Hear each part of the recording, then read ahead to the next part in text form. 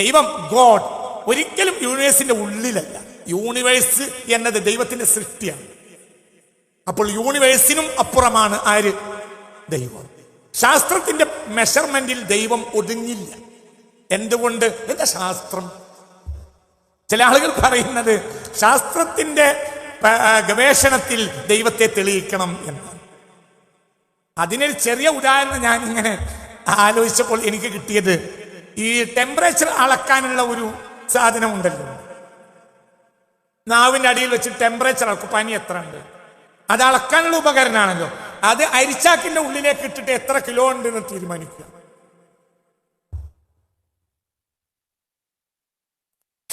എന്ന് പറയും പോലെയാണ്. സത്യത്തിൽ ഒരു മെഷർമെന്റും ഒരു മെഷറിംഗ് ഉപകരണവും ഉപയോഗിക്കാൻ പറ്റാത്ത ആളാണ് ദൈവം. എന്തുകൊണ്ട്? ദൈവം യൂണിവേഴ്സിന്റെ പരിധിയിൽ ഒതുങ്ങുന്ന ഒരാൾ അല്ല. അപ്പോൾ ശാസ്ത്രത്തിന് ഒരിക്കലും ദൈവം വഴങ്ങൂല. എന്താ ശാസ്ത്രം? ശാസ്ത്രം എന്നാൽ study of nature and natural phenomena എന്നാണ് ശാസ്ത്രത്തിന്റെ വ്യാഖ്യാനം. Study on nature and natural phenomena, പ്രകൃതിയെക്കുറിച്ചും പ്രകൃതിയിലെ പ്രതിഭാസങ്ങളെ കുറിച്ചുമുള്ള ഗവേഷണ പഠനമാണ് എന്ത്? പ്രകൃതി. അതായത് യൂണിവേഴ്സിന്റെ പരിധിയിൽ ഒതുങ്ങുന്നതിനെ കുറിച്ചും അതിലുള്ള പ്രതിഭാസങ്ങളെ കുറിച്ചുമുള്ള study on nature and natural phenomena, അതായത് പ്രകൃതിയെക്കുറിച്ചും പ്രകൃതി പ്രതിഭാസങ്ങളെ കുറിച്ചുമുള്ള പഠനത്തിനാണ് സയൻസ് എന്ന് പറയുന്നത്. ഒരിക്കലും ദൈവം ശാസ്ത്രത്തിന് ദൈവത്തെ മെഷർ ചെയ്യാൻ പറ കഴിയൂല, ഒരിക്കലും കഴിയില്ല. അപ്പോൾ യുക്തിവാദത്തിന്റെ ദൈവമില്ല എന്ന് പറയുന്ന യുക്തിവാദത്തിന്റെ ആധാരം എന്താണ്? നമ്മുടെ യുക്തിക്കും അറിവിനും അപ്പുറം ഒന്നുമില്ല എന്ന വിശ്വാസത്തിൽ നിന്ന് മൗഢ്യമായ യുക്തിവാദം ആരംഭിക്കുന്നു. ഈ ലോകത്തെ മനുഷ്യരാശിയിലെ ഏറ്റവും വലിയ വിഡ്ഢികൾ അവർക്ക് തെളിവ് കിട്ടിയില്ല എന്ന അടിസ്ഥാനത്തിൽ ദൈവമില്ല എന്ന് പ്രചരിപ്പിക്കുന്നവരാണ് ലോക ചരിത്രത്തിൽ ഇന്ന് ജീവിക്കുന്ന ഏറ്റവും വലിയ വിഡ്ഢികൾ. എന്തുകൊണ്ട്? അവരുടെ യുക്തിക്കും അവരുടെ ബുദ്ധിക്കും ആകെ ബുദ്ധി 1200 ഗ്രാമാണ്. ആകെ ബുദ്ധി അത്രയാണ്. ഒരു പൂർണ്ണ വളർച്ച എത്തിയ മനുഷ്യനിൽ ഉണ്ടാകുന്ന തലച്ചോറ്, ഒരു പൂർണ്ണ വളർച്ചയെത്തിയ മനുഷ്യനിൽ ഉണ്ടാകുന്ന തലച്ചോറ് 1200-1300 ഗ്രാമാണ് ആകെ. അത്രേ ഉള്ളൂ. ഈ 1200 ഗ്രാം കൊണ്ട് എന്ത് കണ്ടുപിടിക്കണം? യൂണിവേഴ്സിന്റെ ഉള്ളിൽ തന്നെ കണ്ടുപിടിക്കാൻ കഴിയില്ല. എന്നിട്ട് പിന്നെ എന്താ തീരുമാനിക്കണത്? ദൈവത്തെ തീരുമാനിക്കുക. ആകെ തലച്ചോറ് എത്ര ഗ്രാമാ? പറ, തലച്ചോറ് എത്ര ഗ്രാമാ? തലച്ചോറ് 1200 ഗ്രാം. ആകെ 1200, 1300, 1400 ഇങ്ങനെ. അപ്പോൾ മെസ്സഞ്ചർമാർ, പ്രവാചകൻ അല്ലെങ്കിൽ ദൈവദൂതന്മാർ അങ്ങനെ പറയാം. ഇതാണ് നല്ല വാക്ക്. പ്രവാചകൻ എന്ന വാക്ക് ഞാൻ ഉപയോഗിക്കാറില്ല. അത് ചില അപകടങ്ങളുള്ള വാക്കാണെന്നതുകൊണ്ട് ഞാൻ വർഷങ്ങളായി ഉപയോഗിക്കാത്തൊരു വാക്കാണ് പ്രവാചകൻ. ദൈവദൂതൻ, അതാണ് കൃത്യമായി അതിൻ്റെ അർത്ഥവും. ദൈവദൂതൻ. മെസ്സഞ്ചർമാരുടെ ബുദ്ധിയിലും ഇതൊന്നും ഒതുങ്ങൂല, പക്ഷെ അവർക്ക് മെസ്സേജുകൾ ലഭിക്കും. മനസ്സിലായില്ല പറഞ്ഞു? ദൈവത്തിന്റെ ഭാഗത്തുള്ള മെസ്സേജുകൾ ലഭിക്കും. ശാസ്ത്രകാരന്മാർ പറഞ്ഞില്ലേ, റേഡിയോ സിഗ്നൽസിനെയാണ് അവരാശ്രയിക്കുന്നത് എങ്കിൽ ദൈവദൂതന്മാർ ആശ്രയിക്കുന്നത് ഡിവൈൻ മെസ്സേജ്സിനെ. മനസ്സിലായില്ല? ദൈവികമായ, എന്റെ കൂടെ ഇല്ലേ, ദൈവികമായ മെസ്സേജുകൾ അവർക്ക് ലഭിക്കും. അത് അവരുടെ ബുദ്ധി കൊണ്ട് കണ്ടെത്താൻ അവർക്കൊട്ട് കഴിയുകയും ഇല്ല. an example ലൈലത്തുൽ ഖദറിന്റെ തീയതി പറയാൻ വേണ്ടി പുണ്യ റസൂലിന്റെ അടുത്ത് ജിബ്രീൽ വന്നു. അത് പറഞ്ഞു കൊടുത്തു. ഒരു റിവായത്ത് അങ്ങനെയാണ്. പിന്നെ പള്ളിയിലെത്തി. അപ്പോൾ പള്ളിയിലെ പരിസരത്ത് എന്തോ തർക്കം നടക്കുന്നു. ആ തർക്കത്തിൽ പുണ്യ റസൂൽ സ്വല്ലല്ലാഹു അലൈഹി വസല്ലം ഇടപെട്ടു. പിന്നെ ഓർമ്മയില്ല. പിന്നെ പള്ളിയിൽ വന്നു. അപ്പോൾ പറഞ്ഞു, ജീതുക്കും ലി ഉഖ്ബിറക്കും അൻ ലൈലത്തുൽ ഖദർ. ഞാൻ നിങ്ങൾക്ക് ലൈലത്തുൽ ഖദറിന്റെ ഡേറ്റ്, കൃത്യം ഡേറ്റ് എന്നാണ് എന്ന് പറയാൻ വേണ്ടിയാണ്, ആ തീയതി പറയാൻ വേണ്ടിയാണ് ഇന്ന് ഞാൻ നിങ്ങളുടെ അടുത്ത് വന്നത്. എൻ്റെ അടുത്ത് ജിബ്രീൽ വന്നിരുന്നു അലൈഹിസ്സലാം. അപ്പൊ അത് പറയാനാണ് ഞാൻ വന്നത്. അവരാണ് അപ്പോൾ ഫതശാജറ ഈ രണ്ടാളുകൾ നിന്ന് തർക്കിക്കുന്നത് ഞാൻ കണ്ടത്. ഞാനതിൽ ഇടപെട്ടു. ഫറുഫിഅത്ത് അന്നി ഫനസീതുഹാ, ഞാനത് മറന്നു, ആ വാക്ക് എന്നിൽ നിന്ന് ഉയർത്തപ്പെട്ടു. അസാ അൻ യകൂന ഖൈറൻ ലക്കും, ചിലപ്പോൾ ഞാനത് മറക്കുന്നതായിരിക്കാം നിങ്ങൾക്ക് നല്ലത്. ഓ, ഞാൻ ബുദ്ധി കൊണ്ട് ആലോചിക്കട്ടെ എന്ന് പറഞ്ഞില്ല. കിട്ടിയത് പോലും മറന്നാൽ തിരിച്ചു പിടിക്കാൻ അവർക്ക് കഴിയില്ല. ആർക്ക് കഴിയില്ല? മെസ്സഞ്ചേഴ്സിന് കഴിയില്ല. അവർക്ക് ഡിവൈൻ മെസ്സേജ് ലഭിക്കുന്നു. അല്ലാതെ യൂണിവേഴ്സിന്റെ പരിധിക്കുള്ളിലുള്ള റേഡിയോ സിഗ്നൽസിനെയും റേഡിയോ വേവ്സിനെയും അല്ല അവർ ആശ്രയിക്കുന്നത്, ഡിവൈൻ മെസ്സേജിനെയും. മനസ്സിലായില്ലേ? അവർക്ക് പോലും ബുദ്ധി കൊണ്ട് ഈ കാര്യങ്ങൾ കണ്ടുപിടിക്കാൻ കഴിയില്ല. അപ്പൊ വളരെ കൃത്യമായ ഒരു ഉത്തരത്തിൽ നമ്മൾ എത്തിച്ചേരുന്നു. എന്താണ് ഉത്തരം? നമ്മുടെ യുക്തിക്കും അറിവിനും അപ്പുറം ഒന്നുമില്ല എന്ന മൗഢ്യവാദത്തിൽ നിന്നാണ് സത്യത്തിൽ യുക്തിവാദം ആരംഭിക്കുന്നത്. നമ്മുടെ യുക്തിക്ക്, അതായത് ഈ 1200 ഗ്രാം ഉള്ള തലച്ചോറിന്റെ ഉള്ളിലെല്ലാം കിട്ടണം, ദൈവത്തിനെയും കിട്ടണം, ജിബ്രീലിനെ കിട്ടണം, മീകായിലിനെ കിട്ടണം, ഒക്കെ കിട്ടണം, എല്ലാം കിട്ടണം. നാം അറിയാത്തതൊന്നും ഇല്ല എന്ന് അവർ വാദിക്കുന്നു. സത്യത്തിൽ ഈ വാദം തന്നെ സയൻസിന്റെ ലോജിക്കൽ പ്രിൻസിപ്പിളിന് എതിരാണ്. തെളിവ് കിട്ടിയില്ല എന്നതുകൊണ്ട് അവർക്ക്, നമ്മെ സംബന്ധിച്ചിടത്തോളം ദൈവം ഒരു അനുഭവമാണ്. ദൈവം കേവലം പഠനമല്ല, ദൈവം അനുഭവമാണ്. അതായത് ഡിവൈൻ മെസ്സേജ് ലഭിച്ച ദൈവദൂതന്മാർ, ആ ദൈവദൂതന്മാർ വഴിയായി ലഭിച്ച മെസ്സേജുകളും ദൈവിക ഗ്രന്ഥങ്ങളും, പിന്നെ നമ്മുടെ ജീവിതത്തിൽ നമുക്ക് ലഭ്യമായ ചില അനുഭവങ്ങൾ. ദൈവത്തെ നമ്മൾ പഠിക്കുന്നതിനേക്കാൾ കൂടുതൽ ദൈവത്തെ നമ്മൾ അനുഭവിക്കും. അതാണ് അനുഭവം. മനസ്സിലായില്ലേ പറഞ്ഞത്? അതാണ് നമ്മൾ അതിലെ എത്തിച്ചേരാനുള്ള കാരണം. അവർക്ക് ചില തെളിവുകൾ കിട്ടിയില്ല, അതുകൊണ്ട് അവർ വേഗം പറയാണ് എന്ത്, ദൈവം ഇല്ല എന്ന് പറയുന്ന ഈ വാദം യഥാർത്ഥത്തിൽ ഒരു ഇരട്ടത്താപ്പാണ്. എന്തുകൊണ്ട്? സയൻസിന്റെ വളരെ ബേസ്ഡ് ആയ ഒരു ലോജിക്കൽ പ്രിൻസിപ്പിൾ ആണ് എന്ത്, absence of evidence is not evidence of absence എന്ന്.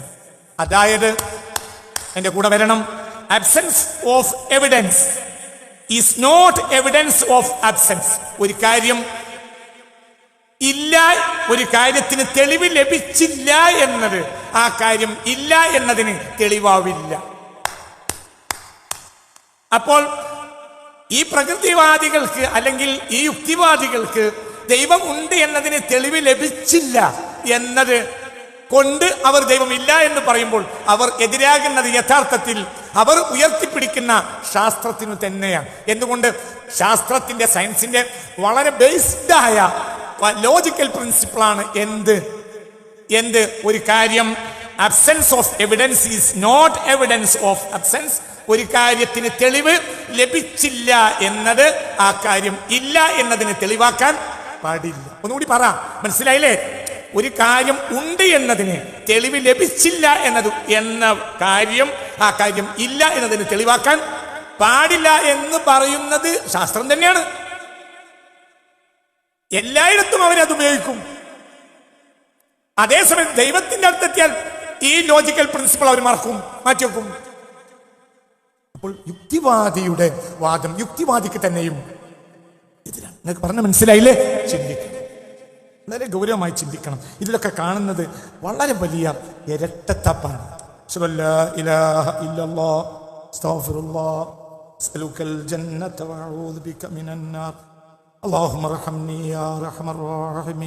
നല്ല റാഹത്തായിരിക്കുക, നല്ല നോമ്പാണ്. മനസ്സിൽ നമ്മൾ ഈ പഠിക്കുന്നതൊക്കെ സമൂഹത്തിന് ഉപകരിക്കണം. നമ്മുടെ യൂത്ത് പരിധിയും വിട്ട് ഓടുക. അതുകൊണ്ടാണ് ഈ വർഷം ഇങ്ങനൊരു വിഷയം തിരഞ്ഞെടുക്കാനുള്ള പ്രധാനപ്പെട്ട കാരണം. വളരെ നമ്മൾ ചിന്തിക്കണം. നമുക്ക് ന്യൂട്ടണിൽ നിന്ന് തുടങ്ങാം. ന്യൂട്ടന്റെ കാലം 1643 1727. 1643 ജനിച്ച് 1727 AD മരിച്ച ആളാണ് സർ ഐസക് ന്യൂട്ടൺ.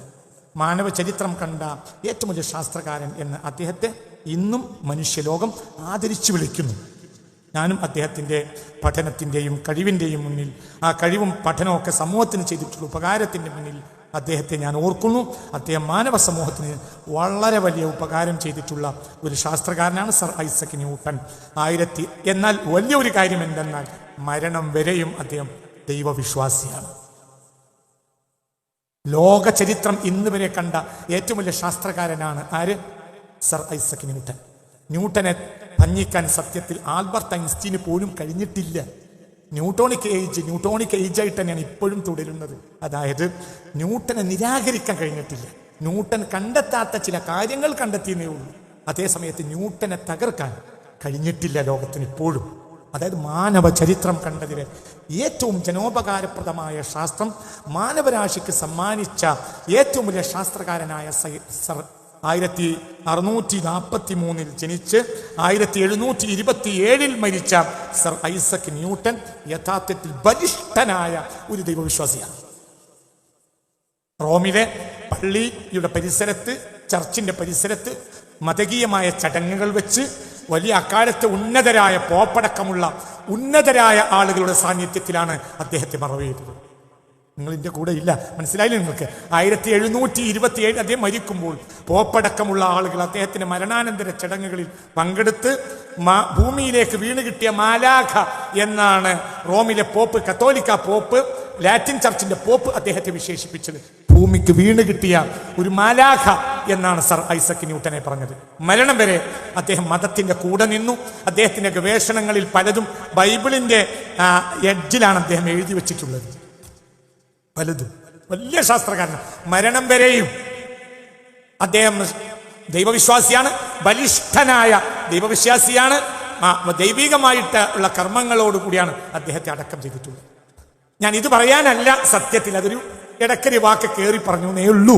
ഞാനിത് പറയാനുള്ള കാരണം സർ ഐസക് ന്യൂട്ടനാണ് ഗ്രാവിറ്റേഷണൽ തിയറി കണ്ടുപിടിക്കുന്നത്.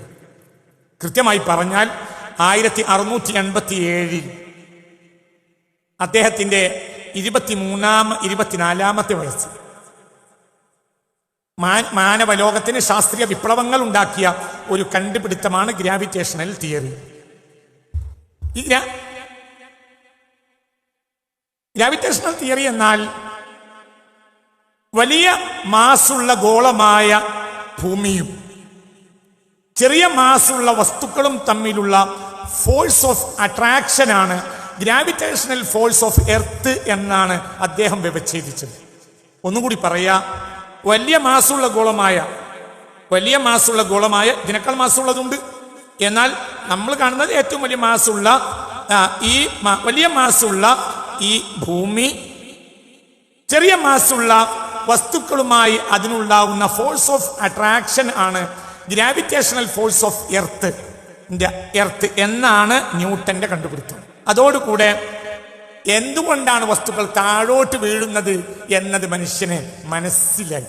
പക്ഷെ താഴോട്ട് വീഴാൻ തുടങ്ങിയത് അന്നല്ല.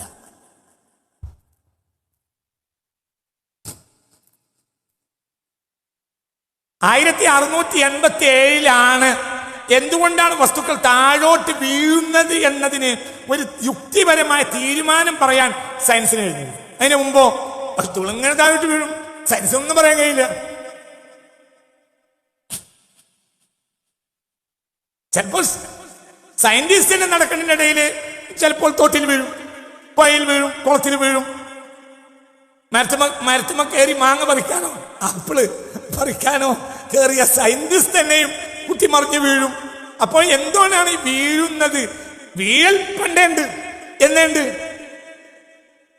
50 ദശലക്ഷം വർഷങ്ങൾക്ക് മുമ്പെങ്കിലും മനുഷ്യരാശി ഭൂമിയിലെത്തിയിട്ടുണ്ടാവും എന്നാണ് സയൻസിന്റെ നിഗമനം. ആയിക്കോട്ടെ, ഞാൻ ഇതിലൊന്നും പറയില്ല, അത് പറയണ സ്ഥലമല്ല അത്, അതിന് ഞാൻ ഒന്നും സംസാരിക്കുന്നില്ല. 50 ദശലക്ഷം വർഷങ്ങൾക്ക് മുമ്പെങ്കിലും മനുഷ്യൻ ഭൂമിയിലെത്തിയിട്ടുണ്ടാവും എന്നാണ് ശാസ്ത്രത്തിന്റെ ഒരു നിഗമനം.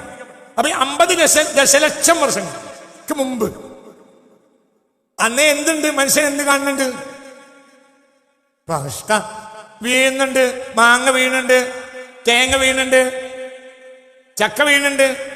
പലതും ചില ശാസ്ത്രകാരന്മാര് ചക്ക വീണ് മരിച്ചിട്ടുണ്ടാവും. ഐസക് ന്യൂട്ടന്റെ തലയൊക്കെ തന്നെ ആപ്പിൾ വീണത് നന്നായി. അദ്ദേഹം ഒരു കേരളക്കാരനാകാനതും നന്നായി. അദ്ദേഹം ഒരു കേരളക്കാരനായിരുന്നെങ്കിൽ എഴുതാൻ വേണ്ടി ഇരുന്നത് പ്ലാവിന്റെ ചോട്ടിൽ നല്ല എന്താ പറയാ ചക്കുള്ള കാലത്താണെങ്കിൽ വീഴ എന്തായിരിക്കും? ചക്കയായിരിക്കും. അപ്പോൾ പിന്നെ അങ്ങനെ ഒരു മഹാനായ ശാസ്ത്രജ്ഞാനൻ പിന്നെ ഉണ്ടാവില്ല. അപ്പൊ അദ്ദേഹം യൂറോപ്പിലാണ് പഠിക്കാനിരുന്നത്, എഴുതാനിരുന്നത് നന്നായി. കാരണം അദ്ദേഹത്തിന് തലയിലേക്ക് വീണത് ആപ്പിളാണ്. അദ്ദേഹം പഠിച്ചു.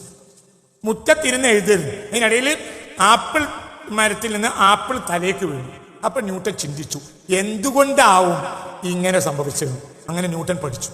പഠിച്ച് പഠിച്ച് പഠിച്ച് പഠിച്ച് അവസാനം അദ്ദേഹം കണ്ടെത്തിയ ഉത്തരം ആണ് എന്ത്? ഭൂമിയും മാസുള്ള വസ്തുക്കളും തമ്മിലുള്ള ഫോഴ്സ് ഓഫ് അട്രാക്ഷൻ ആണ് ഗ്രാവിറ്റേഷണൽ ഫോഴ്സ് ഓഫ് എർത്ത് എന്ന് അദ്ദേഹം കണ്ടെത്തി. ഇതാണ് ഗ്രാവിറ്റേഷണൽ തിയറിയുടെ അടിസ്ഥാനം. നമ്മൾ ചിന്തിക്കേണ്ടത് ഇവിടെ നമ്മൾ മനസ്സിലാക്കണം. അപ്പോൾ പിന്നെ ആ കാലത്ത് ഇത് AD 17-ാം നൂറ്റാണ്ടിലാണ്, AD 1687 ആണ് ഇത് കണ്ടെത്തുന്നത്. എന്ത്? ഈ മാസാണ് സത്യത്തിൽ വലിയ മാസമുള്ള ഭൂമി ചെറിയ മാസമുള്ള വസ്തുക്കളെ ആ ഭൂമിയുടെ പരിധിക്കുള്ളിൽ ആകർഷിക്കും. ഒരു അട്രാക്ഷൻ ഉണ്ടാവും. ആ അട്രാക്ഷൻ കൊണ്ടാണ് ഈ മാസമുള്ള വസ്തുക്കൾ ഭൂമിയിൽ പതിക്കുന്നത് എന്നൊക്കെയാണ് കണ്ടെത്തിയത്. അപ്പോൾ ഒരു ചോദ്യം ഉടലെടുത്തു. എന്താ ചോദ്യം? എന്ത് കാരണത്താലാണ് വസ്തുക്കൾക്ക് മാസ് ഉണ്ടാകുന്നത്? അതിന് മറുപടി പറയാൻ ന്യൂട്ടന് കഴിഞ്ഞില്ല. അതൊരു പ്രശ്നമായി കിടന്നു. AD 17th സെഞ്ചുറിയിൽ, 18th സെഞ്ചുറിയിൽ, പിന്നീട് 19th സെഞ്ചുറിയിൽ ഒരു നിലക്ക് 20-ാം നൂറ്റാണ്ടിന്റെ ആദ്യത്തെ പകുതി വരെയും ഇത് തന്നെയായിരുന്നു. ഒരു കൃത്യമായ ഉത്തരം കിട്ടിയില്ല. എന്നല്ല, 20-ാം നൂറ്റാണ്ടിൽ തന്നെ കൃത്യമായ ഉത്തരം കിട്ടിയില്ല. അതായത് മാസുള്ള വസ്തുക്കളെ ഭൂമി ആകർഷിക്കുന്നു, ഭൂമിക്ക് മാസുണ്ട്, അതാണ് ഈ അട്രാക്ഷൻ ആണ് ഭൂമിയുടെ ഗ്രാവിറ്റേഷണൽ ഫോഴ്സ് എന്നാണ് കണ്ടെത്തിയത്. എന്തുകൊണ്ടാണ് ഈ വസ്തുക്കൾക്ക് മാസ് ഉണ്ടാകുന്നത് എന്ന ചോദ്യത്തിന് മറുപടി പറയാൻ 17-ാം നൂറ്റാണ്ടിലോ 18-ാം നൂറ്റാണ്ടിലോ 19-ാം നൂറ്റാണ്ടിലോ എന്തിനധികം 20-ാം നൂറ്റാണ്ടിൽ പോലുമോ ഒരു കൃത്യമായ ഉത്തരം പറയാൻ ശാസ്ത്രലോകത്തിന് കഴിഞ്ഞില്ല. അതായത് ന്യൂട്ടന്റെ ചിന്താശാസ്ത്രം അപൂർണമായി നിലകൊണ്ടു എന്നർത്ഥം. പിന്നീട് വലിയ പഠനങ്ങൾ ഇതേക്കുറിച്ച് വന്നു. അങ്ങനെ ഈ പഠനത്തിൽ വലിയ വിപ്ലവകരമായ മാറ്റങ്ങൾ കൊണ്ടുവന്നത് സത്യത്തിൽ മാക്സ് പ്ലാങ്ക് ആണ്. അദ്ദേഹത്തിന്റെ കാലം 1858 ജനിച്ച് 1947 മാക്സ് പ്ലാങ്ക് മരിക്കുന്നത്. അദ്ദേഹമാണ് സത്യത്തിൽ quantum theory, the father of quantum theory. Quantum തിയറിയുടെ ഫാദറാണ് ആര്? Max Planck. അദ്ദേഹം വലിയ ക്വാണ്ടം തിയറി വന്നതോടുകൂടെ ലോകത്ത് വലിയ മാറ്റങ്ങൾ ഉണ്ടായി, വലിയ ഗവേഷണങ്ങൾ നടന്നു. എന്തിനധികം ആ മാക്സ് പ്ലാങ്ക്, അതേപോലെ തന്നെ ഹൈസൻബർഗ്, ആൽബർട്ട് ഐൻസ്റ്റീൻ, ഇങ്ങനെയുള്ള ആളുകളൊക്കെ വലിയ വലിയ ഗവേഷണങ്ങൾ ആ കാലഘട്ടത്തിൽ നടത്തി. അപ്പോൾ ഇത് കാരണം ക്വാണ്ടം മെക്കാനിക്സിൽ വലിയ ഗവേഷണങ്ങൾ ഈ കാലഘട്ടത്തിൽ നടന്നു. എന്നിട്ടും കൃത്യമായി എന്തുകൊണ്ടാണ് കൃത്യമായി വസ്തുക്കൾക്ക് മാസ് ഉണ്ടായത് എന്നതിനൊരു നിർവചനം പറയാൻ അവർക്കൊന്നും കഴിഞ്ഞില്ല. അതിനുശേഷം വന്ന ഒരു ശാസ്ത്രകാരനാണ് പീറ്റർ ഹിഗ്സ്. അദ്ദേഹം 1929 ജനിച്ചു, 2024 മരിച്ചു, കഴിഞ്ഞ വർഷം. പീറ്റർ ഹിഗ്സ് ആണ് സത്യത്തിൽ എന്തുകൊണ്ടാണ് വസ്തുക്കൾക്ക് മാസ് ഉണ്ടാകുന്നത് എന്ന് കണ്ടെത്തിയത്. അത് കണ്ടെത്തിയത് ഒരു പ്രവചനം നടത്തി, ഒരു പ്രവചനം നടത്തി അദ്ദേഹം 1964 പ്രവചനം. എന്ത്? ആറ്റംസിന്റെ ഉള്ളിൽ ചില പ്രത്യേക കണികകൾ ഉണ്ടാകാം. ആ കണികകളാകാം യഥാർത്ഥത്തിൽ ഈ വസ്തുക്കൾക്ക് മാസ് നൽകുന്നത് എന്ന് അദ്ദേഹം പ്രവചിച്ചു. തിയറി എന്തല്ല, ഒരു ഫാക്റ്റ് ആക്കാൻ അന്ന് കഴിഞ്ഞില്ല. 1964 ആരാ ഇത് പ്രവചിക്കുന്നത്? 1964 ഇത് പ്രവചിക്കുന്നത്, അതായത് ആറ്റംസിന്റെ ഉള്ളിൽ ഇനിയും കണികകൾ ഉണ്ടാകാം, ആ കണികകളാകാം വസ്തുക്കൾക്ക് മാസ് നൽകുന്നത് എന്ന് പ്രവചിച്ചു. മനസ്സിലായോ? എന്നുണ്ടായ ചോദ്യമാണ് ഈ ചോദ്യം. 1787 ഈ ചോദ്യത്തിന് ഉത്തരം നൽകാൻ ശ്രമിക്കുന്നത് യഥാർത്ഥത്തില് ആ ഉത്തരത്തിലേക്ക് എത്തിച്ചേരാനുള്ള പ്രവചനം പോലും നടത്തുന്നത് പീറ്റർ ഹിഗ്സ് 1964 ഇതേക്കുറിച്ച് പിന്നീട് വലിയ ഗവേഷണങ്ങൾ നടന്നിട്ടുണ്ട്. ആ ഗവേഷണത്തിന്റെ കാലം, ഈ ഗവേഷണത്തിൽ വലിയൊരു മാറ്റം ഉണ്ടാകും 2008 പൂർത്തിയായില്ല. എനിക്കത് ഓർമ്മയുണ്ട്. കണികാ പരീക്ഷണം ആരംഭിക്കുമ്പോൾ നമ്മൾ കോഴിക്കോട് ക്ലാസ് നടക്കുന്നു. അപ്പോൾ ആളുകൾ വന്ന് എന്നോട് പറഞ്ഞിട്ടുണ്ട്, ചില ആളുകൾ കണികാ പരീക്ഷണത്തെക്കുറിച്ച് ഒന്ന് സംസാരിക്കണമെന്ന് എന്നോട് പറഞ്ഞിട്ടുണ്ട്. അന്ന് എനിക്ക് ഇപ്പോൾ ഓർമ്മയുണ്ട്, 2008, അതായത് ആറ്റംസിന്റെ ഉള്ളിൽ ചില പ്രത്യേക തരം പാർട്ടിക്കിൾസ് ഉണ്ടാകാം എന്നതിനെക്കുറിച്ചുള്ള വളരെ കൃത്യമായ, അതൊരു ഫാക്റ്റായി തീരാൻ, അതൊരു കേവലം തിയറിയല്ല, അത് സത്യമാണെന്നതിനുള്ള ഒരു പ്രൂവ് ചെയ്യാനുള്ള തെളിവ് അന്വേഷിച്ച് വലിയ ഗവേഷണങ്ങൾ സ്വിറ്റ്സർലാൻഡിന്റെയും ഫ്രാൻസിന്റെയും ഒക്കെ ഇടയിൽ ഭൂമിക്കടിയിൽ ഗർത്തമുണ്ടാക്കി. ഓർമ്മയുണ്ടോ നിങ്ങൾക്കത്? ഓർമ്മയുണ്ടോ ആ സംഭവം? അത് വലിയ വലിയ പ്രശ്നങ്ങൾ ഉണ്ടാക്കും എന്ന് വരെ അന്ന് പറഞ്ഞു. വലിയ പ്രശ്നങ്ങളുണ്ടായി. 2008 ഒക്ടോബർ 21 ജനീവയുടെയും ഫ്രാൻസിന്റെയും ഇടയിൽ വലിയൊരു ഏരിയയിൽ കുഴിച്ചിട്ട് ഈ കണികാ പരീക്ഷണം ആരംഭിക്കുന്നത്. 2012 ജൂലൈയിൽ കണികകളെ കണ്ടെത്തി. ഈ കണികകൾക്ക്, അതായത് ആറ്റംസിന്റെ ഉള്ളിലുള്ള ഈ പാർട്ടിക്കിൾസിന്, അതിന് ഹിഗ്സിന്റെ ആദരസൂചകമായി, ഹിഗ്സ് അന്ന് മരിച്ചിട്ടില്ല, അതിന് ഹിഗ്സ് ബോസോൺ കണികകൾ എന്ന് ശാസ്ത്രം വിളിച്ചു. ബോസോൺ എന്ന് പറഞ്ഞാൽ സത്യത്തിൽ അത് സത്യചന്ദ്രനാഥ് ബോസ് എന്ന ഒരു ശാസ്ത്രകാരൻ, അദ്ദേഹം ഞാൻ പറഞ്ഞില്ലേ ക്വാണ്ടം മെക്കാനിക്സിനെ കുറിച്ച് വളരെ ഗവേഷണം നടത്തിയ ഒരു ഇന്ത്യൻ ശാസ്ത്രജ്ഞനാണ് സത്യചന്ദ്രനാഥ് ബോസ്. അവർ രണ്ടാളുടെയും പേര് ചേർത്താണ് ഈ കണികകൾക്ക് ഇപ്പോൾ പേര് പറയുന്നത്. എന്താ പേര്? ഹിഗ്സ് ബോസോൺ കണികകൾ എന്ന് പേരിടുകയും ചെയ്തു. ആ കണിക പരീക്ഷണം വിജയിക്കുന്നത് 2012 അപ്പോൾ കണ്ടെത്തി. അതുകൊണ്ട് നല്ലോണം ചിന്തിക്കണം. അതുകൊണ്ട് ഈ കണികകൾക്ക് ശാസ്ത്രം വിളിച്ചത് ഗോഡ് പാർട്ടിക്കിൾ എന്നാണ്. അക്കാലത്തെ സയൻസ് മാഗസിൻസിന്റെ ഒക്കെ ചില ഫോട്ടോസാണ് ഞാൻ നിങ്ങളെ മുന്നിൽ കാണിക്കുന്നത്. Scientist prove existence of God particle, അതായത് ദൈവ കണികയ്ക്ക് ഉണ്ട്, അതിനെ എക്സിസ്റ്റ് ചെയ്യണം, അതിന് നിലനിൽപ്പുണ്ട്, അങ്ങനെ സാധനം ഉണ്ട് എന്ന് ശാസ്ത്രകാരന്മാർ പ്രൂവ് ചെയ്തു എന്ന് പറഞ്ഞ് വലിയ വാർത്തകളാണ് അന്ന് വരുന്നത്. അങ്ങനെ സാധനം ഉണ്ട്. അതായത് ഞാൻ പറഞ്ഞു വരാം, അപ്പൊ അതൊക്കെ ഒന്നും കൂടി വരാം. ഇത് സയൻസ് ഫോക്കസിന്റെ പുറം ചട്ടയാണ്. എന്താ അതിന്റെ പുറം ചട്ടയിൽ കൊടുത്തിട്ടുള്ളത്? നിങ്ങൾ ഇതിന്റെ കൂടെ ഇല്ലേ? മനസ്സിലാവണില്ലേ? കൊടുത്തിട്ടുള്ളത് the biggest breakthroughs of the century എന്നാണ്. The biggest breakthroughs of the century, ഈ നൂറ്റാണ്ടിന്റെ ഏറ്റവും വലിയ കണ്ടുപിടുത്തം എന്നാണ് അതിനെ കുറിച്ച് പറഞ്ഞത്. അതായത് കണികാ പരീക്ഷണങ്ങൾ വിജയിച്ചു. അതായത് AD 17-ാം നൂറ്റാണ്ട് മുതലുള്ള ശ്രമം വിജയിക്കുന്നത്. ശാസ്ത്രത്തിന് ഉത്തരമില്ല. എന്തുകൊണ്ടാണ് മാസ് ഉണ്ടായത്? ഉത്തരമില്ല. അതിന് കൃത്യമായ ഉത്തരം വരുന്നത് 2012. അവസാനത്തെ ഉത്തരം എന്ന നിലയിൽ ശാസ്ത്രകാരൻ അതിനെന്ത് പേര് പറഞ്ഞു? ഗോഡ് പാർട്ടിക്കിൾ, ദൈവ കണിക. ഓർമ്മയുണ്ടോ? ആ ദൈവ കണിക എന്ന് പേര് പറയുന്നത് കേട്ടത് ഓർമ്മയുള്ളവരൊന്ന് കൈപ്പൊക്കി അല്ലെ? അങ്ങനെയായിരുന്നു പറഞ്ഞു ദൈവ കണിക. എന്തിനാ ദൈവ കണിക എന്ന് അവർ പറഞ്ഞ്? അവരുടെ മൂഢത്വം. കാരണം ഇതിനപ്പുറം ഇനി ഒന്നും. ഇതാണ് പീറ്റർ ഹിഗ്സിന്റെ ഫോട്ടോയാണിത്. 2024 ഇത് ഹിന്ദു ദിനപത്രത്തിൽ അദ്ദേഹം ഏപ്രിൽ 9 അദ്ദേഹം മരിച്ചതുമായി ബന്ധപ്പെട്ടുള്ള റിപ്പോർട്ട് ഇങ്ങനെയാണ്: the physicist who proposed existence of God particle, ദൈവ കണിക ഉണ്ടെന്നത് യാഥാർത്ഥ്യവൽക്കരിച്ച ഫിസിസിസ്റ്റ് ഇന്നലെ മരിച്ചു എന്ന് പറഞ്ഞ് ദി ഹിന്ദു ദിനപത്രത്തിൽ വന്ന റിപ്പോർട്ടാണ് ഞാനിവിടെ വായിച്ചത്. ചിന്തിക്കണം, നിങ്ങൾ ചിന്തിക്കണം. അതായത് ഇവ ദൈവ കണിക എന്നതിന് പേരിടാനുള്ള കാരണം എന്താ ദൈവ കണിക എന്നതിന് പേരിടുന്നത്? പറ, എന്താ ദൈവ കണിക? ഇനി ഈ വിഷയത്തിൽ ഇതിനപ്പുറം ഒരു കണ്ടുപിടുത്തം ഉണ്ടാകൂല. മൂഢത്വം, തനി മൂഢത്വം. ശാസ്ത്രകാരൻ ഇനിയിപ്പോ അടുത്തൊരു കണികയെ കണ്ടുപിടിച്ചാൽ ഇവരെന്താ പറയാ?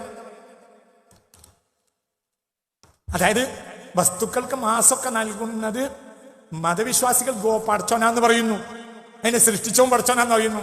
അവരതിന് കണ്ടുപിടിച്ചു. അതിനുള്ളിലടങ്ങിയ ഈ ഗോഡ് പാർട്ടിക്കിൾസ് ആണ് അതിൽ മാസം ഉണ്ടാകാനുള്ള കാരണം എന്ന് കണ്ടെത്തി. ഇത് അവസാനത്തെ അന്വേഷണമാണെന്ന് അവർ മനസ്സിലാക്കിയത് കൊണ്ട് ഒരു മൂഢത്വത്തിൽ നിന്നാണ് അവരതിന് എന്ത് പേരിട്ടത്? ഗോഡ് പാർട്ടിക്കിൾ എന്ന് പേരിട്ടത്. ഇനി ഇതിനപ്പുറം ഗവേഷണവും കണ്ടെത്തലും നടത്താൻ ഇല്ല. നിങ്ങൾക്ക് പറഞ്ഞത് മനസ്സിലായോ? എന്ന ഒരു മൂഢവിശ്വാസം. ഇനി മനുഷ്യരാശി ഇതിന്റെ അപ്പുറവും പാർട്ടികൾ കണ്ടെത്തിയേക്കാം. കണ്ടെത്തൽ ഒരിക്കലും അവസാനിക്കുന്നില്ല. പക്ഷെ ശാസ്ത്രകാരന്മാർ പലപ്പോഴും മൂഢന്മാരാണ്. ഞാൻ ഈ അടുത്ത കാലത്ത് പഠിച്ച ഒരു പ്രധാനപ്പെട്ട ശാസ്ത്രകാരനാണ് ജോസഫ് പ്രിസ്റ്റിൽ. ഇദ്ദേഹമാണ് ഓക്സിജൻ കണ്ടുപിടിച്ചത്. അവിടുന്ന് ഒന്നും കൂടി തിരിച്ചിറങ്ങി വരാം. സത്യത്തിൽ മാസുണ്ട്. എന്താണ് മാസ് വസ്തുക്കൾക്ക് നൽകുന്നത് എന്നതിന് ശാസ്ത്രകാരന് തെളിവ് പറയാൻ കഴിയില്ല. പക്ഷെ മാസുണ്ട്. തെളിവ് പറയാൻ കഴിയില്ല. തെളിവ് പറയാനേ ഇല്ല. തെളിവ് കണ്ടെത്തിയിട്ടില്ല. എന്നല്ല 964 കണികകൾ ഉണ്ടായേക്കാന്ന് പറഞ്ഞു. ഞാൻ ഉണ്ടായേക്കാന്ന് പറഞ്ഞിട്ട് പിന്നെ കണ്ടെത്തുന്നത് എന്നാ 2012. ഇത് അന്ധവിശ്വാസമാണ്, ശാസ്ത്രത്തോട് പറഞ്ഞില്ല. എന്നാൽ ഈ തിയറിക്ക് ശാസ്ത്രത്തിന്റെ കയ്യിൽ അന്ന് തെളിവില്ല. 1964 ഇങ്ങനത്തെ കണികകൾ, വസ്തുക്കൾ ആറ്റംസിന്റെ ഉള്ളിൽ ഉണ്ടായേക്കാം എന്ന് പീറ്റർ ഹിഗ്സ് പ്രവചിക്കുന്ന കാലത്ത് അതുണ്ട് എന്ന് കാണിച്ചു കൊടുക്കാൻ ശാസ്ത്രത്തിന് കഴിയില്ല. തെളിവ് കാണിക്കാത്ത കഴിയത്തൊക്കെ അന്ധവിശ്വാസമെന്നാണ് യുക്തിവാദി പറയുന്നത്. ഇത് തെളിവ് കാണിക്കുന്നത് എന്നാ 2012. അതുകൊണ്ടാണ് 2018 ലോകം മുഴുവൻ ഒന്നിച്ച് വിളിച്ചു പറഞ്ഞ് മനുഷ്യ ജനത രാശി കണ്ടതിൽ വെച്ച ഏറ്റവും വലിയ കണ്ടുപിടുത്താണിത്. അതുവരെയും ഈ തിയറി എന്ന മേ ബി ഉണ്ടായേക്കാം എന്നല്ലാതെ ഉണ്ട് എന്നതിന് അവർക്ക് തെളിവ് ഇല്ല. എന്നാൽ അവരാരും അത് അന്ധവിശ്വാസം എന്ന് പറഞ്ഞില്ല. ഞാനിവിടെ ജോസഫ് പ്രിസ്തിരിയെ ഉദാഹരിക്കാൻ ഉള്ള കാരണം അദ്ദേഹത്തിന്റെ കാലഘട്ടം 1733 1804, അതായത് 1733 ജനിച്ചിട്ട് 1804 ജോസഫ് പ്രിസ്തിരി മരിക്കുന്നത്. അദ്ദേഹമാണ് 1774 ഓക്സിജൻ കണ്ടുപിടിക്കുന്നത്. വലിയ രസം എന്താണെന്ന് വെച്ചെങ്കിൽ ഇദ്ദേഹം ഇന്നത്തെ ഓക്സ്ഫോർഡിന്റെ കീഴിലുള്ള മാഞ്ചസ്റ്റർ കോളേജിൽ പഠിക്കാൻ ചേരുകയാണ് 1750കളിൽ. അന്ന് അദ്ദേഹത്തിന്റെ പ്രൊഫസർ പറയുന്നുണ്ട്, കണ്ടുപിടിക്കാനൊന്നും മെനക്കെടേണ്ട, ഈ കണ്ടുപിടുത്തങ്ങളൊന്നും ഉണ്ടാവില്ല, കണ്ടുപിടിക്കാനുള്ളതൊക്കെ ഇതിനകം ശാസ്ത്രകാരന്മാർ കണ്ടുപിടിച്ച് കഴിഞ്ഞിട്ടുണ്ട്, നിങ്ങൾ ഇതിന്റെ കൂടെ ഇല്ല. അതിനുശേഷമാണ് അദ്ദേഹം ഓക്സിജൻ കണ്ടുപിടിച്ചത്. നിങ്ങൾ നല്ല ഉഷാർ തന്നെയല്ലേ, നിങ്ങൾ വന്നതുകൊണ്ട് പെട്ടതാണോ പറഞ്ഞ മനസ്സിൽ വളരെ ചിന്തിക്കണം. അതായത് 1733 ജനിച്ച അദ്ദേഹം 1750കളിൽ അവസാനത്തെ അദ്ദേഹം ഓക്സ്ഫോർഡിന്റെ മാഞ്ചസ്റ്റർ കോളേജിൽ പഠിക്കാൻ ചെയ്യുക. അപ്പൊ അദ്ദേഹത്തിന് പ്രൊഫസർ അദ്ദേഹത്തോട് പറയാണ്, എന്ത് പഠിച്ചിട്ട് ജോലി വാങ്ങി ജീവിക്കാൻ നോക്ക്, ഒരു ഗവേഷകനാകാൻ. ഈ ബാല്യക്കാരന് അന്നേ ഗവേഷണ താല്പര്യത, എന്തു ഗവേഷണം നടത്താനുള്ള താല്പര്യം. അപ്പൊ അദ്ദേഹത്തിന്റെ പ്രൊഫസർ പ്രോത്സാഹിപ്പിക്കുന്നതിന് പകരം നിരുത്സാഹപ്പെടുത്തുക. അതായത് എന്ത് കണ്ടുപിടിക്കാനാ, ഇതിനകം ന്യൂട്ടനൊക്കെ വന്നു പോയി, എന്തൊക്കെയോ നടന്നു, അതുകൊണ്ട് ഇനി പരീക്ഷണം നടത്താനൊന്നും മെനക്കെടേണ്ട, ആയുസ് വെറുതെ നശിപ്പിക്കേണ്ട. ശാസ്ത്രലോകം മനുഷ്യരാശി കണ്ടെത്താനുള്ളതെല്ലാം ലോകാവസാനം വരെയുള്ളത് ഇതിനകം കണ്ടെത്തി കഴിഞ്ഞു. അതുകൊണ്ട് നീ ഗവേഷകനാകാനുള്ള ആ വലിയ ആളായി നടക്കുന്നു വേണ്ട, എങ്ങനെയെങ്കിലും പഠിച്ച് ജോലി വാങ്ങാൻ നോക്ക് എന്നാണ് ജോസഫ് പ്രീസ്തിരിയോട് 1750കളിൽ തൻ്റെ മാഞ്ചസ്റ്റർ കോളേജിലെ പ്രൊഫസർ തന്നെ പറഞ്ഞു. അതിനുശേഷം 1774 അദ്ദേഹം ഓക്സിജൻ കണ്ടുപിടിച്ചു. പിന്നെ എന്തൊക്കെയോ കണ്ടുപിടിച്ചു ലോകത്ത്. ഈ മൗഢ്യത്തിലാണ് ഏത് കാലത്തും ശാസ്ത്രം. എന്നാൽ മതം അങ്ങനെയല്ല. മതം ഒരിക്കലും ബുദ്ധിയെ നിരുത്സാഹപ്പെടുത്തൂല. നിങ്ങൾ ചിന്തിക്കണം. ഖുർആനിൽ എന്നെ ഏറ്റവും അത്ഭുതപ്പെടുത്തിയ ഒരായത്ത് ഞാനിപ്പോൾ ഓതാം.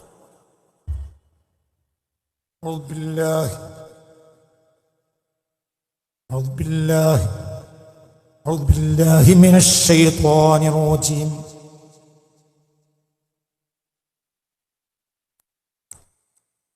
أعوذ بالله من الشيطان الرجيم بسم الله الرحمن الرحيم ولو أن ما في الأرض من شجرة أقلام والبحر يمده من بعد 7 أبحر ما نفدت كلمات الله إن الله عزيز حكيم. ഇതുകൊണ്ടാണ് സയൻസ് മൗഢ്യവും ദൈവിക ഗ്രന്ഥങ്ങൾ അടിസ്ഥാനവുമാണെന്ന് മനുഷ്യൻ മനസ്സിലാക്കേണ്ടത്. ഒരിക്കലും അത് ബുദ്ധിയെ നിരാകരിക്കുകയല്ല. വലോ അന്നമാ ഫിൽ അർളി മിൻ ഷജറ, ഭൂമിയിലുള്ള മരങ്ങളെയെല്ലാം അഖ്ലാമുൻ നിങ്ങൾ പേനയാക്കിയിട്ട് കലമാക്കി മാറ്റി എന്നിരിക്കട്ടെ. വൽ ബഹ്റു യമുദ്ദു, സമുദ്രങ്ങളെ നിങ്ങൾ മഷിത്തുള്ളിയാക്കി തീർത്തു എന്നും ഇരിക്കട്ടെ. സബഅതു അബ്ഹുരിൻ, 7 മഹാസാഗരങ്ങളും സർവസാഗരങ്ങളും മഷിത്തുള്ളിയും ഭൂമിയിലെ പേനകൾ മുഴുവനും ഭൂമിയിലെ വൃക്ഷങ്ങൾ മുഴുവനും ആ മഷിത്തുള്ളി എഴുതാനുള്ള പേനകളും ആണെന്നിരിക്കട്ടെ. എന്നാലും ഈ ദൈവിക വചനങ്ങളിൽ ഉള്ളടങ്ങിയതിനെ കണ്ടെത്തി അവസാനിപ്പിക്കാൻ നിങ്ങൾക്ക് ഒരിക്കലും കഴിയില്ല. നിങ്ങളെന്താ ചിന്തിക്കാതെ? സത്യത്തിൽ ഇതാണ് ബുദ്ധി. നമുക്ക് ശേഷം നമ്മളെക്കാൾ ബൗദ്ധികമായ കഴിവുകൾ ഉള്ളവർ ഉണ്ടാകും. മനസ്സിലായോ പറഞ്ഞത്? അവർ ഇതിനേക്കാൾ വലിയ കാര്യങ്ങൾ ഈ വേദഗ്രന്ഥത്തിൽ നിന്ന് പറ കണ്ടെത്താം. ഇപ്പോൾ ഇമാം മഹ്ദിയെ കാത്തിരിക്കുക മുസ്ലിം ലോകം. അവർക്കൊന്നും വേണ്ടിയില്ല, ഫാത്തിഹ മാത്രം. ലോകത്തെ സകല കാര്യം ഫാത്തിഹ നോക്കി കണ്ടുപിടിക്കും. ആര്? ഇമാമുൽ അൽ മുൻതദർ അൽ മഹ്ദി.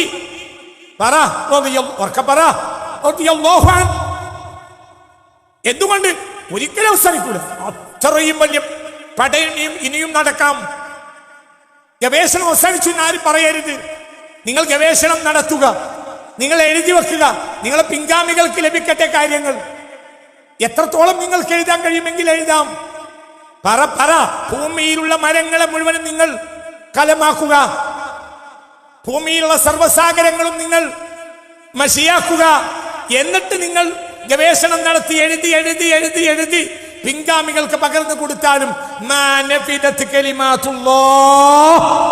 ഈ ദൈവിക വചനങ്ങളിൽ ഉള്ളടങ്ങിയ മഹത്തായ രഹസ്യങ്ങളെ പൂർണ്ണമായി കണ്ടെത്തി എന്ന് പറയാൻ നിങ്ങൾക്ക് കഴിയില്ല. വളരെ ചിന്തിക്കണം. ഞാൻ നിങ്ങളോട് പറഞ്ഞു, എന്ത് പറഞ്ഞു എന്താ പറയാ, ജോസഫ് പ്രീസ്റ്റിൽ വന്നപ്പോൾ തൻ്റെ പ്രൊഫസർ പോലും പറഞ്ഞത് ഗവേഷണത്തിനൊന്നും മെനക്കെടേണ്ടടോ, കഴിഞ്ഞു. ന്യൂട്ടണും വന്നു. പഠിക്കേണ്ടതെല്ലാം നമ്മൾ പഠിച്ചു, കണ്ടെത്തേണ്ടതെല്ലാം നമ്മൾ. ഇതേ പ്രൊഫസറുടെ മൗഢ്യമാണ് ഇന്നും നമ്മുടെ സയന്റിസ്റ്റുകൾക്കുള്ളത്. എന്തുകൊണ്ട് ഇവരെന്താ പറയുന്നത്? ഇപ്പോൾ അവസാനം കണ്ടെത്തിയ പാർട്ടിക്കിളിന് എന്താണ് അവർ പേരിട്ടത്? God particle. ഇനി അടുത്തതിന് എന്താ പേരിടുക? ഗോഡിന്റെയും ഗോഡോ എന്താ പേരിടണ്ട? മനസ്സിലായോ? സത്യത്തിൽ ശാസ്ത്രമാണ് അവസാന വാക്ക് എന്ന് പറയുന്നത് മനുഷ്യരാശി ഏറ്റവും മോശപ്പെട്ട ഒരു അബദ്ധം മാത്രമാണ്. യുക്തിവാദികൾ, ഞാൻ എൻ്റെ രണ്ടാം വിഷയത്തിലേക്ക് കയറുന്നതിന് മുമ്പ് ഒന്നുകൂടി ആ കാര്യത്തെ കൺക്ലൂഡ് ചെയ്യാം. ദൈവം തങ്ങൾക്ക് മനസ്സിലാക്കാൻ കഴിയുന്ന, മെഷർ ചെയ്യാൻ കഴിയുന്ന അളവിലേക്ക് ഇറങ്ങി വരണം എന്നാണ് യുക്തിവാദികളുടെ വീക്ഷണം. എന്നാൽ യൂണിവേഴ്സിന്റെ പരിധിക്കുള്ളിൽ ഉള്ളത് അളക്കാൻ മാത്രമേ അവർക്ക് കഴിയൂ എന്ന് അവർ തന്നെ അംഗീകരിക്കുന്നും ഉണ്ട്. ഒരിക്കലും യൂണിവേഴ്സിന്റെ പരിധിയിലുള്ള ആളല്ല ആര്? ദൈവം എന്നത് സത്യമാണ്. അപ്പോൾ ഇനി ഈ യുക്തിവാദിക്ക് നന്നായി കൂടെ നന്നാവാം. എവിടുന്നാണ് അയാൾ നന്നാവുക? എൻ്റെ യുക്തിയും എൻ്റെ അറിവും അപൂർണമാണ് എന്ന തിരിച്ചറിയുന്നിടത്താണ് യഥാർത്ഥത്തിൽ അയാൾ വിശ്വാസിയായി തീരുക. ഒറ്റ പോയിന്റ് തന്നെയുള്ളൂ. അയാൾക്കത് മനസ്സിലാക്കാൻ ഇഷ്ടം പോലെ തെളിവുകൾ അയാളുടെ മുന്നിലുണ്ട്. എൻ്റെ യുക്തിയും എൻ്റെ അറിവും തികച്ചും അപൂർണമാണ് എന്ന് എപ്പോൾ യുക്തിവാദി മനസ്സിലാക്കുന്നുവോ, നേരത്തെ നമ്മൾ പറഞ്ഞതിലേക്ക് തിരിച്ചു പോകണം. ഒരു ഇന്റലക്ച്വൽ ഹ്യൂമനിറ്റി, ഒരു ബൗദ്ധികമായ വിനയം കാണിക്കാൻ അയാൾ തയ്യാറാകണം. ഞങ്ങൾ കണ്ടെത്തുന്നത് എപ്പോഴും അപൂർണമാണ്, സത്യം ഇതിൻ്റെയും അപ്പുറത്തുണ്ടാകും, ഇനിയും കണ്ടെത്താനുണ്ടാകും. മനസ്സിലായില്ലേ? 1, 2, ഞങ്ങൾ കണ്ടെത്തുന്നത് യൂണിവേഴ്സിന്റെ പരിധിയിൽ ഉള്ളിലാണ്. യൂണിവേഴ്സിന് അപ്പുറമുള്ള ലോകത്തെക്കുറിച്ച് ഞങ്ങൾക്കൊന്നും അറിയില്ല എന്ന് എപ്പോൾ നിരീശ്വരവാദി യുക്തിവാദി മനസ്സിലാക്കുന്നുവോ അത് മുതൽ അയാൾ നന്നാകാൻ തുടങ്ങും എന്നാണ് ഈ പ്രഭാഷണം ഇപ്പോൾ സ്റ്റേറ്റ്മെന്റ് ചെയ്യുന്നത്. മനുഷ്യവംശം നേടിയ ബൗദ്ധികമായ സകലമാന അറിവുകളും അപൂർണമാണ് എന്നും തൻ്റെ 1200-1300 ഗ്രാമിൽ താഴെ മാത്രം ഭാരമുള്ള തലച്ചോറ് കൊണ്ട് അവന് വേണ്ട ഉത്തരങ്ങൾ കണ്ടെത്താൻ കഴിയുമെന്ന അവന്റെ ധാരണ ഒന്നിരിക്കൽ അന്ധവിശ്വാസമാണ്, അല്ലെങ്കിൽ അത് ബുദ്ധിശൂന്യതയാണ്, അല്ലെങ്കിൽ അത് അഹങ്കാരമാണ്. The last statement of this program, ഈ വിഷയത്തിൽ എൻ്റെ അവസാനത്തെ സ്റ്റേറ്റ്മെന്റ് ഇതാണ്. അതായത് മനസ്സിലായോ? ദൈവത്തെ പ്രൂവ് ചെയ്യാൻ യൂണിവേഴ്സിന്റെ പരിധിയിൽ നിന്ന് ഒന്നും കൊണ്ട് അവസാനമായി പ്രൂവ് ചെയ്യാൻ സയൻസിന് കഴിയില്ല. എന്തുകൊണ്ട്? നാച്ചുറൽ ഫിലോമിനയിൽ മാത്രം ഒതുങ്ങുന്നതാണ്, പ്രകൃതിയിലും പ്രകൃതി പ്രതിഭാസങ്ങളിലും മാത്രം ഒതുങ്ങുന്നതാണ് എന്ത്? ശാസ്ത്രം എന്നതാണ് അടിസ്ഥാനം. ഏത് കാലത്ത് ഇതിൽ നിന്ന് അയാൾ നന്നാവാൻ തയ്യാറുണ്ടോ? എൻ്റെ അറിവിനും എൻ്റെ കണ്ടെത്തലിനും അപ്പുറം പലതും ഉണ്ടെന്ന്, എന്റേതാണ് അവസാനം എന്ന് ധരിക്കരുതെന്ന്. അവിടേക്ക് കേവലം യുക്തി കൊണ്ട് പോകാൻ എനിക്ക് കഴിയില്ല. ഞാന് പി മധുസൂദനന്റെ ഒരു കവിത വായിച്ചു. ആ കവിത സാന്ദർഭികമായി ഞാൻ നിങ്ങളെ കേൾപ്പിക്കാം. നല്ല കവിതയാണ്. അതെന്നെ വല്ലാതെ അത് ആകർഷിച്ചു ആ കവിത. അപ്പൊ ഞാൻ ആ കവിത ഒന്ന് വായിക്കാം. പ്രത്യേകിച്ച് കവിതയൊക്കെ ആകുമ്പോൾ നിങ്ങൾക്കൊരു രസമുണ്ട്. അപ്പൊ ഞാൻ കവിത വായിക്കാം. എന്റെ കൂടെ ഇല്ലേ? നല്ല പി മസ് എന്താ കവിതയുടെ പേര്? അതിനും അപ്പുറം എന്താണ്? ഒട്ടക്കിണറിൻ കരയിൽ വളരും പന്നൽ ചെടിയുടെ കൊമ്പിന്മേൽ പതിഞ്ഞു നിന്നൊരു പച്ചപ്പശുവിനു പണ്ടൊരു സംശയമുണ്ടായി. പച്ചത്തുള്ളൻ. കിണറിൻ കരയിൽ വളരും പന്നൽ ചെടിയുടെ കൊമ്പിന്മേൽ പതുങ്ങി നിന്നൊരു പച്ചപ്പശുവിനു പണ്ടൊരു സംശയമുണ്ടായി. പി മധുസൂദനന്റെ ഒരു കവി. മനോഹരമായ കവിതയാണ്. എന്നുടെ ലോകം ചെടിയും ചെടിയുടെ വേരും തണ്ടും തളിരിലയും അതിന്റെ രുചിയും ഗന്ധവും എന്നാൽ അതിനും അപ്പുറം എന്താണ്? ഒന്നുമില്ല. അപ്പൊ പച്ചത്തുള്ളൻ എന്ത് തീരുമാനിച്ചു? ലോകം എന്ന് പറഞ്ഞാല് ഈ ചെടിയും ചെടിയുടെ വേരും അതിന്റെ തണ്ടും അതിന്റെ ഇലകളും അതിന്റെ രുചിയും, അത് കഴിക്കാണല്ലോ, കഴിച്ചാണ് പച്ചത്തുള്ളൻ വളരുന്നത്. അതിന്റെ മൂക്ക് മണപ്പിക്കുന്ന ഗന്ധവും ഉള്ളൂ ലോകം. അപ്പൊ ലോകം എന്ന് പറഞ്ഞാല് ഈ ചെടിയും തണ്ടും മാത്രമാണെന്നാണ് കുഞ്ഞി കണ്ണുകൊണ്ട് കുഞ്ഞി തലച്ചോറുകൊണ്ട് ആര് മനസ്സിലാക്കുന്നത്? പച്ചത്തുള്ളൻ. പച്ചത്തുള്ളൻ എന്ന് പറയില്ലേ? പച്ചത്തുള്ളൻ എന്നല്ലേ പറയാ? പച്ചത്തുള്ളൻ മനസ്സിലാക്കും. ഓ, അടുത്തത് ഒട്ടക്കിണറിൽ ഒളിച്ചു വസിക്കും തവള പറഞ്ഞു മറുപടിയായി, എന്നുടെ ലോകം കിണറും കിണറിലെ മീനും പായൽ കാടുകളും. ഇടവപ്പാടി പിറന്നാൽ പിന്നെ കോരിച്ചൊരിയും പെരുമഴയും ഒളിച്ചിരിക്കാൻ മാളവും എന്നാൽ അതിനും അപ്പുറം എന്താണ്? പച്ചത്തുള്ളൻ ഇത് പറയുന്നത് പൊട്ടക്കിണറിന്റെ കാര്യം ഇത് പറഞ്ഞു കേട്ടപ്പോൾ ആര് പറഞ്ഞു? തവള പറഞ്ഞു. വിചാരിച്ച ഒന്നുമല്ല ലോകം. ലോകം എന്ന് പറഞ്ഞാൽ കുറച്ചും കൂടി. ലോകം എന്ന് പറഞ്ഞാല് എന്റെ ലോകം എന്ന് പറഞ്ഞാല് എന്താ പറഞ്ഞേ? ഈ കിണറും കിണറിലെ മീനും അതിലെ പായൽക്കാടുകളും പിന്നെ എടവപ്പാതി പിറന്നാൽ കോരിച്ചൊരിയുന്ന മഴയും പെരുമഴയും പിന്നെ ഒളിച്ചിരിക്കാൻ ഇവിടെയൊക്കെ പരിസരത്ത് എവിടെയെങ്കിലുമൊക്കെ മാളങ്ങൾ ഉണ്ടാകും. അതൊക്കെയാണ് ലോകം. അതിന്റെ അപ്പുറം പിന്നെ ഒന്നുമില്ല. അല്ലാതെ ഇജി പറഞ്ഞോടത്തൊന്നും അല്ലുള്ളത്. അതിന്റെ അപ്പുറം ഉണ്ട്. ആര് പറഞ്ഞു? തവള പറഞ്ഞു. അങ്ങനെ തവള തീരുമാനാക്കി ലോകം എന്ന് പറഞ്ഞാൽ. പച്ചത്തുള്ളം പറഞ്ഞു ഈ തണ്ടും ചെടിയും തന്നെയാണ് ലോകം. തവള പറഞ്ഞു അല്ല കുറച്ചും കൂടിയുണ്ട് ലോകം. ഈ കിണറും കിണറിന്റെ പരിസരത്തെ മാളം കൂടി ലോകത്ത് പെടും എന്നാണ് ചെറിയ കണ്ണുകൊണ്ടും ചെറിയ ബുദ്ധി കൊണ്ടും ആര് പറഞ്ഞേ? തവള പറഞ്ഞു. കഴിഞ്ഞില്ല. ചെത്തിക്കാടിൻ നടുവിൽ നിന്നൊരു ചിത്രപതംഗം പറയുന്നു, എന്നുടെ ലോകം ചെത്തിക്കാടും കണ്ണാന്തടിയും കൈത്തോടും മലർന്ന പൂവിൻ നിതളുകൾ പേരും മണവും മധുവും പൂമ്പൊടിയും അതിന്റെ വർണ്ണ തരംഗവും എന്നാൽ അതിനും അപ്പുറം എന്താണ്? അപ്പോൾ പരിസരത്തെ ഒരു ചെടിയിലൊരു പൂമ്പാറ്റ ഉണ്ടായിരുന്നു. അത് കുറച്ചൊക്കെ അങ്ങനെ പറക്കും. അപ്പൊ പൂമ്പാറ്റ പറഞ്ഞു, ചെത്തിക്കാടിൻ നടുവിൽ നിന്നൊരു ചിത്രപതംഗം പറയുന്നു, എന്നുടെ ലോകം ചെത്തിക്കാടും കണ്ണാന്തളിയും കൈത്തോടും. ഞാൻ ഇവിടെ ഇങ്ങനെ കുറച്ച് പോയാൽ കുറച്ചൊക്കെ കാണും. കണ്ണാന്തളി ഉണ്ട്, ചെത്തിന്റെ കാടുണ്ട്, കൈത്തോടുണ്ട്, പിന്നെ അവിടെ നല്ല മലർന്ന പൂവിൻ ഇതളുകളിൽ നിന്ന് ഞാൻ പൂ കുടിക്കാറുണ്ട്, അതുണ്ട്, പിന്നെ അതിന്റെ മണവും മധുവും പൂമ്പൊടിയും ഒക്കെ ഉണ്ട്. അതും കൂടി ലോകത്തിൽ പെടും എന്നാണ് ആര് പറഞ്ഞത്? ചിത്രശലഭം പറഞ്ഞത്. കഴിഞ്ഞില്ല. കുന്നിൻ മുകളിൽ കൂടും കൂട്ടി കഴിഞ്ഞു കൂടും പൂങ്കുരുവി പറന്നു വന്നു ചിലച്ചും കൊണ്ടതിനുത്തരം ഇങ്ങനെ നൽകുന്നു, അതിനും അപ്പുറമുണ്ടൊരു പുഴയും പച്ചപ്പാടവും മലകടലും അലറിത്തുള്ളും തിരകളും എന്ന അതിനും അപ്പുറം എന്താണ്? കുരുവി വന്നു ഈ വിഷയത്തിൽ ഇടപെടാൻ വേണ്ടി. കുരുവി പറഞ്ഞു, നിങ്ങളാ പറഞ്ഞത് മാത്രമൊന്നുമല്ല ലോകം. കുറച്ചും കൂടി ലോകമുണ്ട്. ലോകമെന്ന് പറഞ്ഞാൽ എന്താണ്? ദാ കുഞ്ഞിന് മുകളിൽ കൂടും കൂട്ടി കഴിഞ്ഞുകൂടും പൂങ്കുരുവി പറന്നു വന്നു ചിലച്ചും കൊണ്ടതിന് ഉത്തരം ഇങ്ങനെ നൽകുന്നു.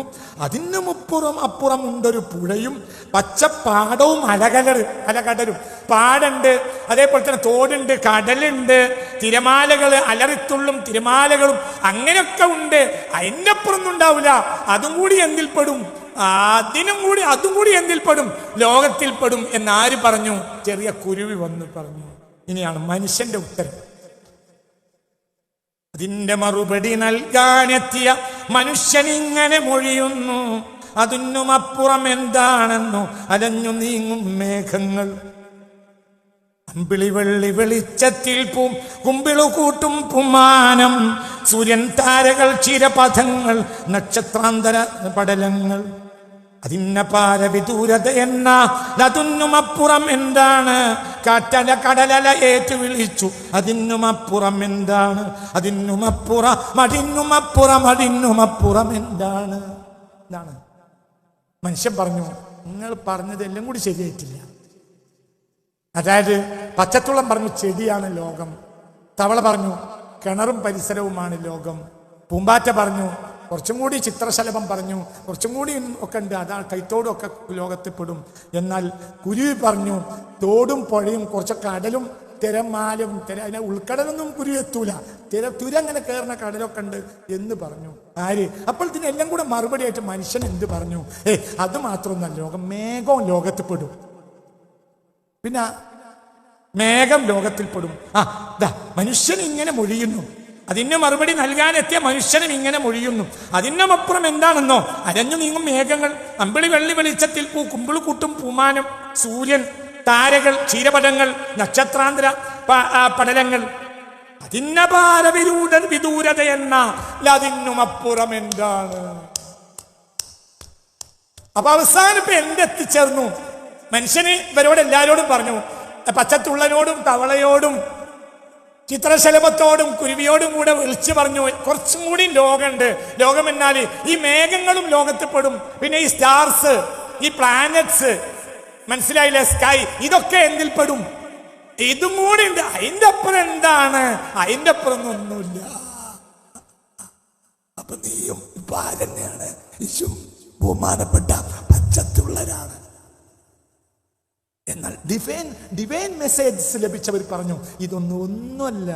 ആകാശം അർശിലേക്ക് നോക്കിയാൽ മരുഭൂമിയിലിട്ട ഒരു വളയം പോലെയാണെന്ന് മുഹമ്മദ്.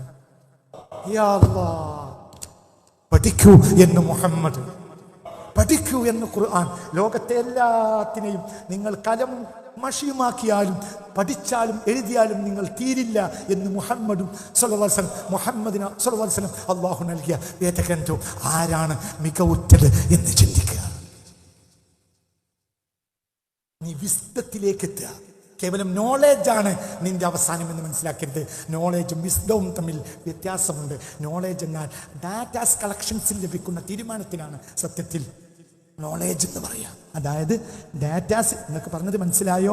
ദുബായിൽ നിന്ന് ആരോ സാധനം കൊണ്ടുവന്നപ്പോൾ ദുബായ് ഉണ്ട് എന്ന് മനസ്സിലായി. അമേരിക്കൻ എന്തോ കത്ത് കിട്ടിയപ്പോൾ അമേരിക്ക ഉണ്ടെന്ന് മനസ്സിലായി.